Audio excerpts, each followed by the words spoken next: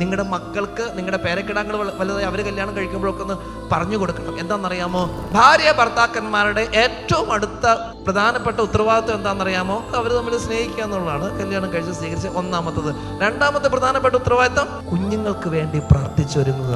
വിവാഹ ജീവിതത്തിന് 2 ലക്ഷ്യങ്ങളാണ് സഭ പഠിപ്പിക്കുന്നത്. ഒന്നാമത്തെ ലക്ഷ്യം എന്ന് പറയുന്നത് കൊഞ്ചുഗൽ ലവ് അഥവാ ദമ്പതിമാർ തമ്മിലുള്ള പരസ്പര സ്നേഹം. രണ്ടാമത്തെ ലക്ഷ്യം എന്ന് പറയുന്നത് പ്രൊക്രിയേഷൻ അഥവാ കുഞ്ഞുങ്ങൾക്ക് ജന്മം നൽകി ദൈവത്തിന്റെ സൃഷ്ടികർമ്മത്തിൽ പങ്കുകാരാകുക. നിർഭാഗ്യം എന്ന് പറയട്ടെ, ഈ ഒരു തിയറി ഈ കാലഘട്ടത്ത് പ്രൊമോട്ട് ചെയ്യപ്പെടുന്നില്ല. ഈ കാലഘട്ടത്തിൽ പ്രൊമോട്ട് ചെയ്യപ്പെടുന്ന തിയറി എന്ന് പറയുന്നത് കല്യാണം കഴിഞ്ഞു, ഇനി 2 പേർക്കും ഒന്ന് എവിടെയെങ്കിലും ഒന്ന് സെറ്റിൽ ആകണം ഒരുമിച്ച്.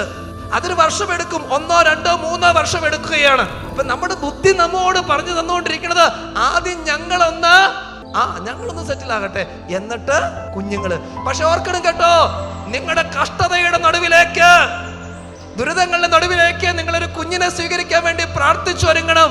കാരണം നിങ്ങളുടെ കഷ്ടതകളിലേക്ക് ഒരു അനുഗ്രഹമായിട്ടായിരിക്കും ഈ കുഞ്ഞ് കടന്നു വരുന്നത്.